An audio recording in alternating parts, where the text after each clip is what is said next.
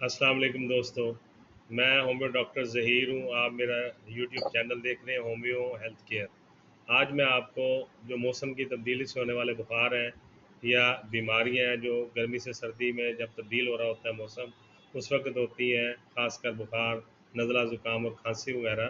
तो उसके लिए आपको बहुत ही ज़बरदस्त होम्यो मेडिसिन बताऊँगा। सबसे पहली मेडिसिन है एकोनाइट। ये आप देख लीजिए। ये 200 पोटेंसी में लेनी है एकोनाइट बड़ों के लिए, 30 पोटेंसी में बच्चों के लिए। दूसरी मेडिसिन है बेलाडूना। ये देख लीजिए, इसी तरह ही लेनी है बच्चों के लिए 30 पोटेंसी में, बड़ों के लिए 200 पोटेंसी में।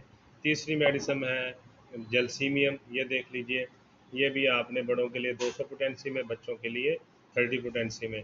इन तीनों अद्वियात को आपस में मिक्स करके 5 कतरे सुबह, 5 दोपहर, 5 शाम देंगे तो इंशाअल्लाह ताला जो मौसम की तब्दीली से होने वाली तकालीफ है उनसे फौरी आराम आ जाएगा।